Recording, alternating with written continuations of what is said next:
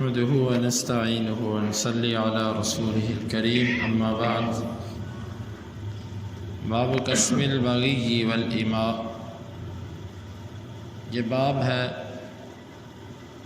بدکارہ عورت کی کمائی کے بارے میں، والإماء اور لونڈی کی کمائی کے بارے میں۔ وَكَرِهَ إِبْرَاهِيمُ أَجْرَ النَّائِحَةِ والمغنیہ، ابراہیم نخعی نے گانا گانے والی گلوکارہ، اجر المغنیہ گانا گانے والی گلوکارہ، اور النائحہ نوحہ کرنے والی عورت کی کمائی کو ناپسند کیا۔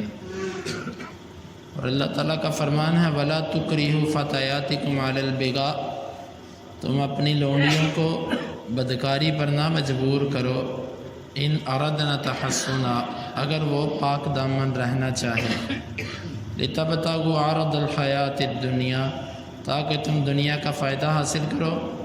ومن یکرہہن فإن اللہ من بعد اکراہہن غفور الرحیم، بس جو انہیں مجبور کرے گا تو اللہ تعالیٰ ان کے مجبور کیے جانے کے بعد معاف کرنے والا، رحم کرنے والا ہے۔ مجاہد کہتے ہیں فتیاتکم کا معنی ہے اماءکم، تمہاری لونڈیاں۔ اس باب کا مقصد یہ ہے کہ بدکارہ عورت کی کمائی حرام ہے۔ آگے لونڈی کی کمائی کا ذکر نہیں کیا، کیونکہ لونڈی کی کمائی دو طرح کی ہو سکتی ہے۔ ایک ہے اس کی محنت مزدوری کی کمائی جو حلال اور جائز طریقے سے ہو، یہ جائز ہے۔ دوسرا اس کے غلط کاموں کے ساتھ غلط طریقوں سے اس کی کمائی، تو یہ بھی حرام ہے۔ اور اسی طرح ابراہیم نخعی کہتے ہیں کہ نوحہ کرنے والی عورت، یہ نوحہ کیا ہوتا ہے؟ میت کے اوپر آ کر بیان کرنا، ہائے تو بڑا نیک ہوتا تھا، تو بڑا ایسے ہوتا تھا، ویسے ہوتا تھا۔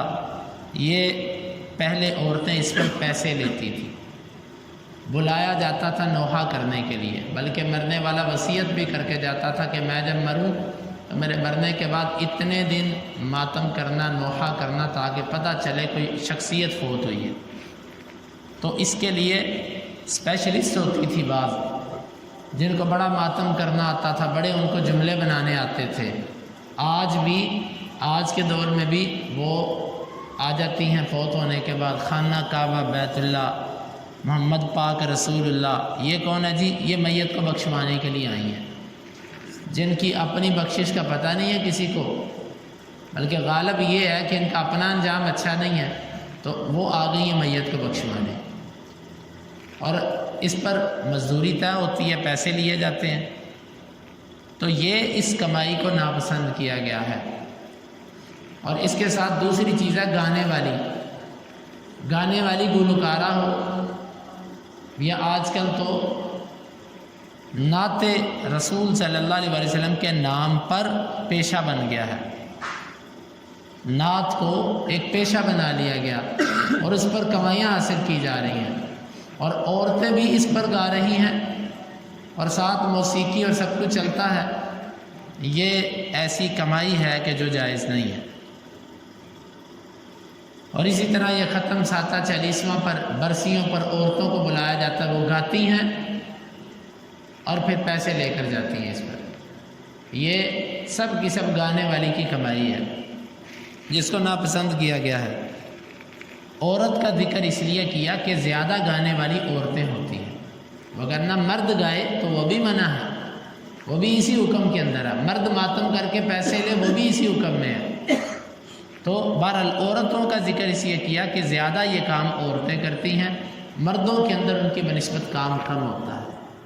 آگے قرآن مجید کی آیت ہے وَلَا تُكْرِهُ فَتَيَاتِكُمْ عَلَى الْبِغَاءِ، اپنی لونڈیوں کو بدکاری پر مجبور نہ کرو۔ اس کا شان نزول یہ ہے کہ عبداللہ بن ابی منافق کی ایک لونڈی تھی جس کا نام روایات میں معاذہ آتا ہے۔ یہ جو معاذہ تھی، یہ اس کو ابو جہل مجبور کرتا تھا کہ جا برائی کروا اور پیسے لے کر آ۔ تو اللہ تعالیٰ نے یہ آیت اتاری کہ تم اپنی لونڈیوں کو مجبور نہ کرو برائی۔ اس کا یہ مطلب نہیں ہے کہ اگر وہ خود کرنا چاہیں تو ان کو چھوڑ دو لیکن مجبور نہ کرو، یہ معنی نہیں ہے اس کا، بلکہ اس کا معنی یہ ہے کہ نہ ان کو یہ کام کرنے دو اور نہ تم مجبور کرو کہ وہ یہ کام کریں۔ آیت کو ذکر اس لیے کیا گیا کہ اگر وہ ایسا نہیں کرنا چاہیں گی پھر تو ایسا ہوگا ہی نہیں، لیکن اگر وہ نہیں کرنا چاہتی تو تم زبردستی کر کے ان سے یہ برائی نہ کرواؤ۔ ہاں اگر وہ کرنا چاہتی ہیں تو بھی ان کو روکو، کیونکہ یہ برائی ہے اور غلط قسم کی کمائی ہے اور یہ کمائی جائز نہیں ہے۔ اب اسی سے تعلق رکھنے والی جتنی چیزیں بکتی ہیں، جتنے حرام کام ہیں، نہ وہ خود کرنا جائز ہے نہ وہ کسی سے کروانا جائز ہے۔ بعض لوگوں نے، کاروباری لوگوں نے یہ طریقہ بنایا ہوتا ہے کہ جی میں تو نہیں بیچتا، میرا ملازم بیچ دیتا ہے، تو یہ بالکل بعین ہی وہی صورت ہے۔ سگریٹ آپ دکان پہ نہیں بیچتے، آپ کا ملازم بیچتا ہے۔ نسوار، پان، تمباکو اور ممنوع اور حرام چیزیں آپ نہیں بیچتے، آپ کی دکان پہ بکتی ہیں، آپ کا ملازم بیچتا ہے، تو یہ حرام کمائی آپ کے گھر آ رہی ہے جس کو آپ کما رہے ہیں اور آپ اس کے اوپر اپنی معیشت کو اپنے بنایا ہوا ہے۔ تو اللہ تعالیٰ نے منع کیا کہ تم اپنی لونڈیوں کی کمائی نہ کھاؤ برے طریقے سے، اور جس کسی عورت کو مجبور کیا گیا اس کے مالک نے زبردستی اس کے ساتھ برائی کروائی، اللہ اس لونڈی کو تو معاف کر دے گا لیکن کرنے اور کروانے والے کو اللہ تعالیٰ کے ہاں جواب دینا پڑے گا۔ آگے حدیث ذکر کی، امام بخاری کہتے ہیں ہمیں بیان کیا قتیبہ بن سعید نے مالک سے، وہ ابن شہاب سے، وہ ابو بکر بن عبد الرحمن بن حارث بن ہشام سے، وہ ابو مسعود الانصاری سے کہ بے شک نبی صلی اللہ علیہ وسلم نے روکا ان ثمن الکلب و مہر البغی و حلوان الکاہن، کتے کی قیمت سے۔ یہ بات پیچھے گزر چکی کہ کسی بھی طرح کتے کی خرید و فروخت جائز نہیں ہے۔ و مہر البغی، اور بدکارہ عورت کی کمائی، وہ متع کے نام پر ہو یا کسی اور چیز کے نام پر ہو، جو یہ کمائی ہے برائی کروا کر یہ حرام۔ وحلوان الکاہن، اور کاہن کی مٹھائی۔ کاہن کی مٹھائی سے مراد کیا؟ لاٹو گما کر، ہاتھ کی لکیریں دیکھ کر، طوطے پرندے اڑا کر، اور کسی بھی طریقے سے یہ جو قسمت معلوم کی جاتی ہے، لوگوں کو ان کی تقدیر بتائی جاتی ہے کہ آنے والا ہفتہ کیسا ہوگا، آج کا دن کیسا گزرے گا، یہ اس طریقے سے حاصل کی جانے والی کمائی، وہ کسی اخبار کی ہو، وہ کسی ٹی وی والوں کی ہو، یہ سب کی سب کمائیاں حرام ہیں۔ اس کو حلوان مٹھائی سے تعبیر اس لیے کیا گیا کہ بغیر محنت اور مشقت کے یہ حاصل ہو جاتی ہے۔ جس طرح بندے کو مٹھائی کھانے میں کوئی تکلیف نہیں ہوتی، مزے سے کھا جاتا ہے، یوں یہ بیٹھا بندہ بیٹھا بیٹھا لوگوں کو ٹوٹ کے بتاتا ہے تو ایسے، تیرے ساتھ ایسے ہوگا، تیرے ساتھ ایسے ہوگا، پیسے کما لیے، گویا کہ نہ اس کو محنت کرنا پڑی، گویا کہ یہ مٹھائی ہے اس کی، اس سے منع کیا، اس لیے حلوان کا لفظ بولا، تو اس سے منع کیا۔ امام بخاری کہتے ہیں ہمیں بیان کیا مسلم بن ابراہیم نے، وہ کہتے ہیں ہمیں بیان کیا شعبہ نے محمد بن جحادہ سے، ابو حازم سے، ابو ہریرہ سے، نہى النبی عن کسب الاماء، اللہ کے رسول نے لونڈیوں کی کمائی سے منع کیا۔ لونڈیوں کی کمائی سے مراد غلط طریقے سے کی جانے والی کمائی۔ باب عصب الفحل، یہ باب ہے جانوروں کی آپس میں ملاپ کروانے پر کمائی لینا، جس کو جفتی کروانا بھی کہتے ہیں، جس کو نر کدوانا بھی کہتے ہیں، مختلف قسم کی تعبیرات ہیں۔ مثلا جانوروں کی افزائش نسل کے لیے جو مذکر مؤنث کے ساتھ ملتا ہے اس پر پیسے لینا، یہ کیسا ہے؟ تو اس سلسلے میں جو حدیث امام بخاری رحمہ اللہ لائے ہیں وہ کہتے ہیں ہمیں بیان کیا مسدد نے، ہمیں بیان کیا عبد الوارث اور اسماعیل بن ابراہیم نے، وہ علی بن حکم سے، وہ نافع سے، وہ ابن عمر سے، وہ کہتے ہیں کہ نہى النبی عن عصب الفحل، اللہ کے رسول نے نر جانور کے جفتی کرنے کی قیمت سے منع کیا۔ کیوں؟ اس کے اندر کئی وجوہات ہیں۔ پہلی تو بات یہ ہے کہ یہ جو پیسے لیے جاتے ہیں یہ اس چیز کے لیے جاتے ہیں کہ اس کے مادہ سے، اس کے پانی سے جانور پیدا ہوگا۔ اب جانور کا پیدا ہونا یا نہ ہونا یہ انسان کے بس میں نہیں ہے، کتنی دفعہ ایسے ہوتا ہے کہ پانی ڈالا جاتا ہے لیکن کوئی چیز پیدا نہیں ہوتی۔ ایک تو یہ مجہول چیز ہے، اس میں دھوکہ ہے۔ اس نے تو محض جفتی کرنے کے پیسے لے لیے، جی میرا نر تھا، اس نے جفتی کی ہے، اتنے پیسے دو، تم بکری لگوا کر گئے ہو، فلانی شے لگوا کر گئے ہو، اتنے پیسے دے دو۔ بھائی لگوانے کا مقصد جو تھا وہ تھا حمل، اب پتہ نہیں حمل ہوتا ہے کہ نہیں ہوتا۔ ایک تو دھوکہ اس میں یہ ہے۔ دوسری بات اس میں یہ ہے کہ یہ جانوروں کا جنسی حق ہے، ایک جنسی حق ہے، اس پر بھی ہم جانوروں کے حقوق پر کمائی شروع کر دیں، یہ ایک گھٹیا چیز ہے، ناپسندیدہ چیز ہے۔ اسی لیے اور بھی یہ وہ حکمتیں جو ہمارے ذہن میں آ رہی ہیں، شریعت کے ذہن میں کیا حکمتیں ہیں وہ اللہ بہتر جانتا ہے، اس کا رسول جانتا ہوگا۔ تو یہ منع ہے۔ ہاں آپ کسی سے 2-4 دن کے لیے نر جانور لا سکتے ہیں اپنے گھر پہ، کہ یار کرائے پر نہیں، ویسے ہی عاریتاً، یار 2-4 دن کے لیے یہ جانور دو، گھر پہ آ جائے، پھر میں تمہیں واپس چھوڑ جاؤں گا، تو میں اس کو کھلا پلا بھی دوں گا، اس کی خدمت بھی کر دوں گا، یہ بالاتفاق جائز ہے۔ لیکن محض آپ اپنی بکری جانور لے کر جاتے ہیں صرف لگوانے کے لیے، اور ادھر لگوائی کے پیسے دے کر آپ واپس آ جاتے ہیں، یہ جائز نہیں ہے۔ البتہ ایک صورت اور ہے، وہ یہ ہے کہ آپ اپنی خوشی سے کوئی چیز اس نر جانور کے مالک کو دے دیتے ہیں کہ لو بھائی یہ اس کو کھلا پلا دینا، یہ جائز ہے، یہ جائز ہے۔ ترمذی کی روایت ہے، رسول اللہ صلی اللہ علیہ وسلم سے ایک صحابی نے پوچھا، اللہ کے رسول ہم جانور لے کر آتے ہیں اور ہم اس کا اکرام کرتے ہیں، آپ نے فرمایا یہ جائز ہے۔ اکرام کیا ہے کہ اس کو خوش دلی سے کوئی چیز دے دینا، یہ جائز، لیکن مالک کا شرط لگانا کہ اس جانور سے لگواؤ گے تو اتنے پیسے لوں گا، اس سے لگواؤ گے تو اتنے پیسے لوں گا، اتنے پیسے دو گے تو جانور لگا کے دوں گا، یہ حرام ہے، یہ جائز نہیں ہے۔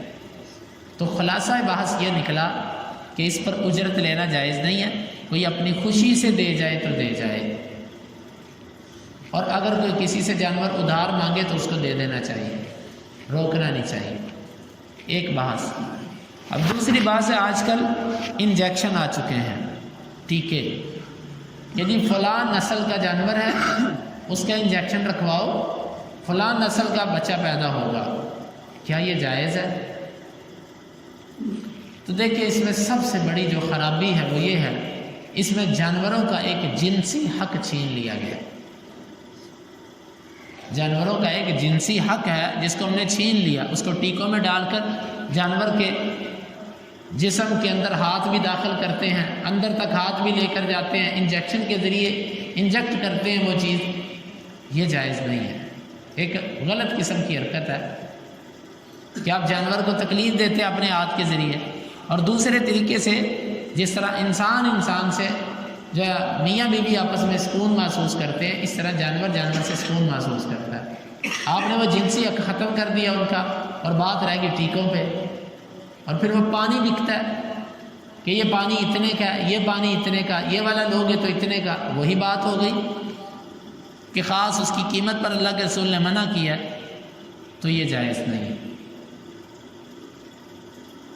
البتہ اس سے ملتا جلتا مسئلہ جو ہے وہ ٹیوب بیبی ٹیسٹ کا ہے، مردوں انسانوں کے اندر ٹیوب بیبی ٹیسٹ، اور یہ ہوتا ہے کہ عورت کے اندر کچھ ایسے پرابلمز ہیں جس کی بنا پر بچہ نہیں ہوتا، اس کے لیے پھر ٹیوبز کے ذریعے وہ بچے کی افزائش کا سلسلہ کیا جاتا ہے، لیکن اس کی کڑی شرط یہ ہے کہ یہ علاج کرنے والا اللہ سے ڈرنے والا ہو اور با اعتماد ڈاکٹر ہو، وہ اپنے عورت کے خامند کا سپرم پکڑ کے جو ہے وہ اسی عورت کے ایگز کے ساتھ ملائے، اگر ایسا سکا اور با اعتماد ڈاکٹر ہے تو یہ علاج جائز ہے، وگرنہ اس میں اکثر دھوکہ ہے، کسی اور کا سپرم پکڑ کے اس کو عورت کے ایگ کے ساتھ ملا دیا جاتا ہے اور کہا جاتا ہے جی بچہ ہوگا،